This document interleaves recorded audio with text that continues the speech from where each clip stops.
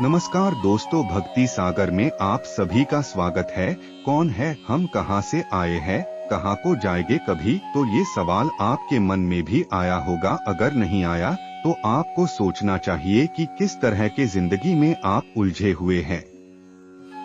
खुद के बारे में सोचने के लिए आपके पास समय नहीं है या इच्छा ही नहीं।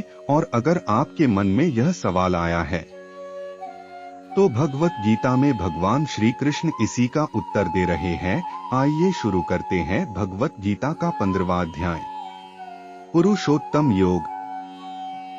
श्री भगवान बोले, आदि पुरुष परमेश्वर रूप मूल वाले आदि पुरुष नारायण वासुदेव भगवान ही नित्य और अनंत तथा सबके आधार होने के कारण और सबसे ऊपर नित्य धाम में सगुण रूप से वास करने के कारण ऊर्ध्व नाम से कहे गए हैं। और वे मायापति सर्वशक्तिमान परमेश्वर ही इस संसार रूप वृक्ष के कारण हैं।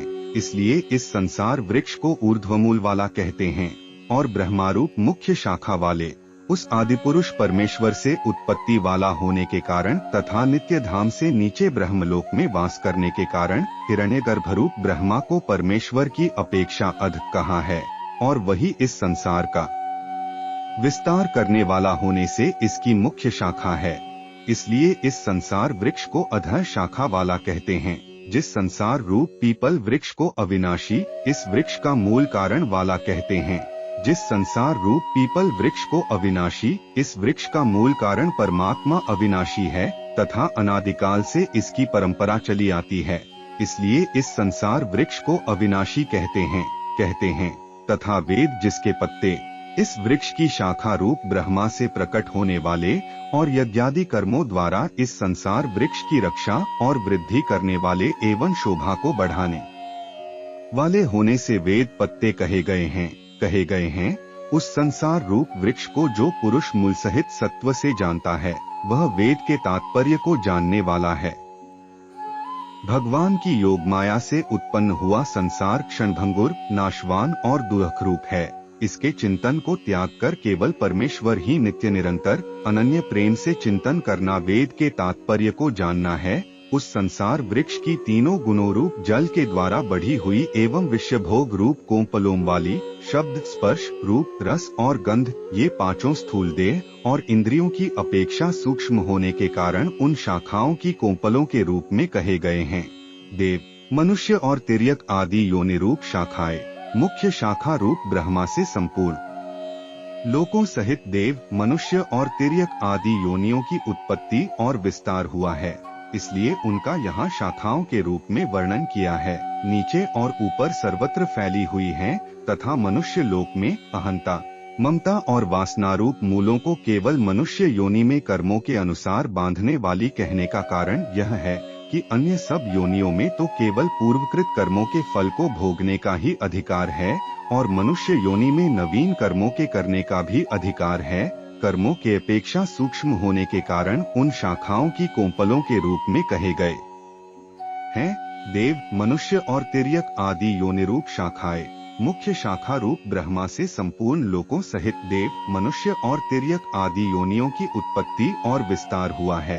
इसलिए उनका यहाँ शाखाओं के रूप में वर्णन किया है। नीचे और ऊपर सर्वत्र फैली हुई हैं तथा मनुष्य लोक में अहंता, ममता और वासनारूप मूलों को केवल मनुष्य योनि में कर्मों के अनुसार बांधने वाली कहने का कारण यह है कि अन्य सब योनियों में तो केवल पूर्वकृत कर्मों के फल को भोगने का ही अधिकार है और मनुष्य योनि में नवीन कर्मों के करने का भी अधिकार है। कर्मों के अनुसार बांधने वाली अहंता, ममता और वासना रूप जड़ें भी नीचे और ऊपर सभी लोकों में व्याप्त हो रही हैं। इस संसार वृक्ष का स्वरूप जैसा कहा है वैसा यहाँ विचार काल में नहीं पाया जाता। इस संसार का जैसा स्वरूप शास्त्रों में वर्णन किया गया है और जैसा देखा सुना जाता है वैसा तत्व ज्ञान होने के पश्चात नहीं पाया जाता। जिस प्रकार आँख खुलने के पश्चात स्वप्न का संसार नहीं पाया जाता, क्योंकि न तो इसका आदि है, इसका आदि नहीं है। यह कहने का प्रयोजन यह है कि इसकी परंपरा कब से चली आ रही है इसका कोई पता नहीं है और न अंत है, इसका अंत नहीं है। यह कहने का प्रयोजन यह है कि इसकी परंपरा कब तक चलती रहेगी इसका कोई पता नहीं है। तथा न इसकी अच्छी प्रकार से स्थिति ही है, इसकी अच्छी प्रकार स्थिति भी नहीं है। यह कहने का प्रयोजन यह है कि वास्तव में यह क्षणभंगुर और नाशवान है। इसलिए का प्रयोजन यह है कि इसकी परंपरा कब तक चलती रहेगी इसका कोई पता नहीं है, तथा न इसकी अच्छी प्रकार से स्थिति ही है, इसकी अच्छी प्रकार स्थिति भी नहीं है। यह कहने का प्रयोजन यह है कि वास्तव में यह क्षणभंगुर और नाशवान है। इसलिए इस अहंता, ममता और वासना रूप अति दृढ़ मूलों वाले संसार रूप पीपल के वृक्ष को दृढ़ वैराग्य रूप ब्रह्मलोक तक के भोग क्षणिक और नाशवान हैं, ऐसा समझकर इस संसार के समस्त विश्व भोगों में सत्ता, सुख, प्रीति और रमणीयता का न भासना ही दृढ़ वैराग्य रूप शस्त्र है। शस्त्र द्वारा काटकर स्थावर जंगम रूप यावन मात्र संसार के चिंतन का तथा अनादिकाल से अज्ञान द्वारा दृढ़ हुई अहंता, ममता और वासना रूप मूलों का त्याग करना ही संसार वृक्ष का अवांतर मूलों के सहित काटना है।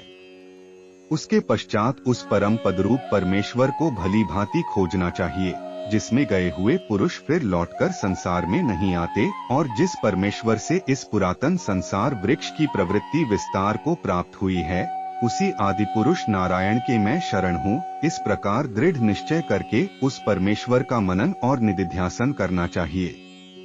जिनका मान और मोह नष्ट हो गया है, जिन्होंने आसक्ति रूप दोष को जीत लिया है, जिनकी परमात्मा के स्वरूप में नित्य स्थिति है और जिनकी कामनाएं पूर्ण रूप से नष्ट हो गई हैं, वे सुख दुख नामक द्वंद्वों से विमुक्त ज्ञानीजन उस अविनाशी परम पद को प्राप्त होते हैं।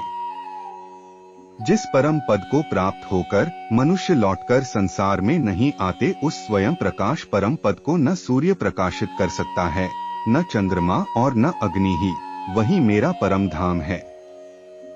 इस देह में यह जीवात्मा मेरा ही सनातन अंश है। जैसे विभाग रहित स्थित हुआ भी महाकाश घटों में पृथक पृथक की भांति प्रतीत होता है, वैसे ही सब भूतों में एक ही रूप से स्थित हुआ भी परमात्मा पृथक पृथक की भांति प्रतीत होता है। इसी से देह में स्थित जीवात्मा को भगवान ने अपना सनातन अंश कहा है और वही इन प्रकृति में स्थित मन और पांचों इंद्रियों को आकर्षित करता है।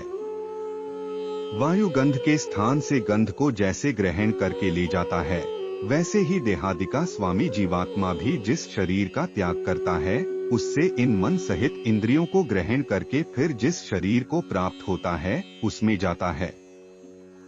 यह जीवात्मा श्रोत्र, चक्षु और त्वचा को तथा रसना, घ्राण और मन को आश्रय करके अर्थात इन सबके सहारे से ही विषयों का सेवन करता है। शरीर को छोड़कर जाते हुए को अथवा शरीर में स्थित हुए को अथवा विषयों को भोगते हुए को, इस प्रकार तीनों गुणों से युक्त हुए को भी अज्ञानी जन नहीं जानते। केवल ज्ञान रूप नेत्रों वाले विवेकशील ज्ञानी ही तत्व से जानते हैं। यत्न करने वाले योगी जन भी अपने हृदय में स्थित इस आत्मा को तत्व से जानते हैं, किंतु जिन्होंने अपने अंतःकरण को शुद्ध नहीं किया है, ऐसे अज्ञानी जन तो यत्न करते रहने पर भी इस आत्मा को नहीं जानते।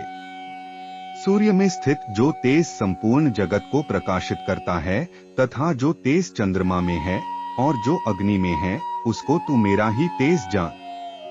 और मैं ही पृथ्वी में प्रवेश करके अपनी शक्ति से सब भूतों को धारण करता हूँ और रसस्वरूप अर्थात अमृतमय चंद्रमा होकर संपूर्ण औषधियों को अर्थात वनस्पतियों को पुष्ट करता हूँ। मैं ही सब प्राणियों के शरीर में स्थित रहने वाला प्राण और अपान से संयुक्त वैश्वानर अग्नि रूप होकर चार भक्ष्य, भोज्य, लेह्य और चोष्य ऐसे चार प्रकार के अन्न होते हैं। उनमें जो चबाकर खाया जाता है वह भक्ष्य है, जैसे रोटी आदि।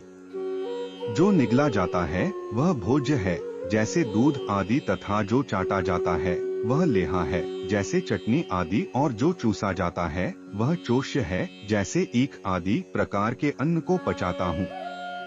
मैं ही सब प्राणियों के हृदय में अंतर्यामी रूप से स्थित हूँ तथा मुझसे ही स्मृति, ज्ञान और अपोहन विचार द्वारा बुद्धि में रहने वाले संशय, विपर्य आदि दोषों को हटाने का नाम अपोहन होता है। और सब वेदों द्वारा मैं ही जानने योग्य, सर्व वेदों का तात्पर्य परमेश्वर को जानने का है।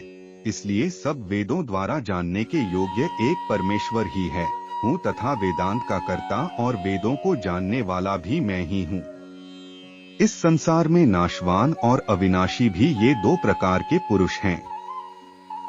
इनमें संपूर्ण भूत प्राणियों के शरीर तो नाशवान और जीवात्मा अविनाशी कहा जाता है। इन दोनों से उत्तम पुरुष तो अन्य ही है, जो तीनों लोकों में प्रवेश करके सबका धारण पोषण करता है, एवं अविनाशी परमेश्वर और परमात्मा इस प्रकार कहा गया है। क्योंकि मैं नाशवान जड़वर्ग क्षेत्र से तो सर्वथा अतीत हूँ और अविनाशी जीवात्मा से भी उत्तम हूँ, इसलिए लोक में और वेद में भी पुरुषोत्तम नाम से प्रसिद्ध हूँ। भारत, जो ज्ञानी पुरुष मुझको इस प्रकार तत्व से पुरुषोत्तम जानता है, वह सर्वज्ञ पुरुष सब प्रकार से निरंतर मुझ वासुदेव परमेश्वर को ही भजता है। हे निष्पाप अर्जुन, इस प्रकार यह अति रहस्ययुक्त गोपनीय शास्त्र मेरे द्वारा कहा गया। इसको तत्व से जानकर मनुष्य ज्ञानवान और कृतार्थ हो जाता है।